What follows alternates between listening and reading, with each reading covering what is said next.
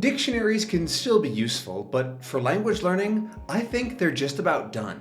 Honestly, with the improvements of ChatGPT in just the last few months, it's gone from being a slightly spooky gimmick to being an invaluable tool in my learning tool belt. I use it every day as part of my language learning, and it's made things much easier. There are several advantages it has over traditional dictionaries. I'll cover those and then share with you all the other tips I've learned so that you can make the best use of the tool. So, I'm learning Czech, and basically every word has a bunch of slightly different variations of itself. For example, in English, is, are, am, we're, there are all the same word or combinations of two words where one of them is that word, be. Czech takes this to the max. For us humans, it's really not a big deal.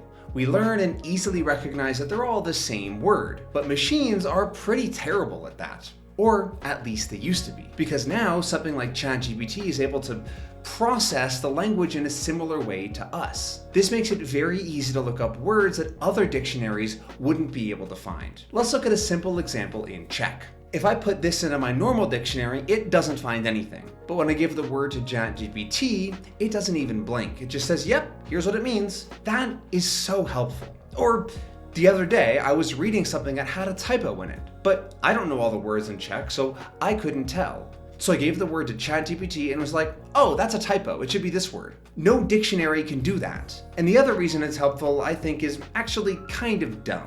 Have you ever had something like this happen to you?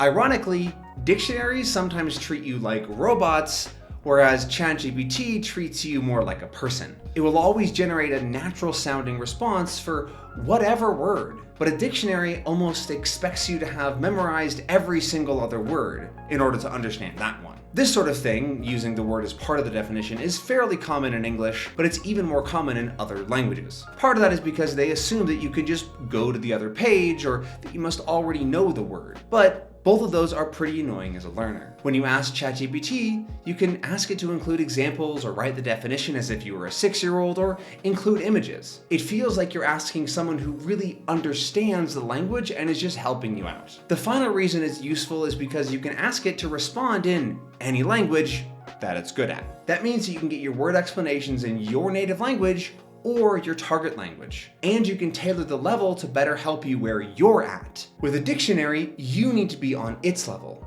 but with ChatGPT, it can come down to yours. It also knows a good deal about the cultural contexts of words, so I frequently ask it to give notes about that just to give me a good sense of the word.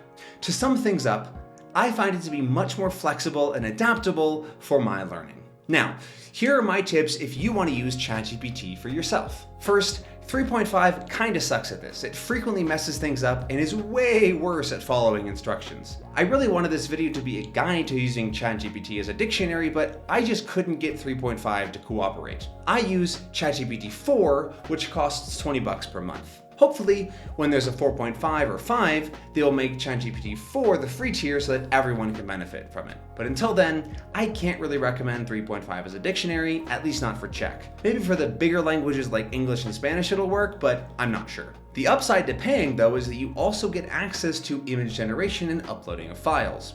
I've been using those features pretty often as well. And the next tip is probably the most important: spend time with your prompt. A prompt is the main question you ask, and a good prompt is the difference between getting a good response and a terrible response. It's not easy. It's a skill that takes some practice. If you want to get good stuff out of ChatGPT, you need to put good stuff in. Here's the prompt that I'm currently using. I start by being clear and giving it context. This sentence could be something like, I'm a beginner in Czech and English is my native language. After that, I tell it what this thread will be about so that it's easier to use later. And then I'm clear with what the goal is so that it can focus on that. And then I give it a format to follow. This is the magic that makes it so useful. It might take some trial and error to get it right, but you can just copy this one if you want. And then I just send the word and the sentence in the chat and it generates this kind of response. Easy peasy. And since everything is saved in the sidebar here, I can just change the name and come back and find it the next day. At some points, it might also start to get slow if there's a ton of things in the thread, so I just scroll all the way back up, edit one of my earlier messages, and restart from zero.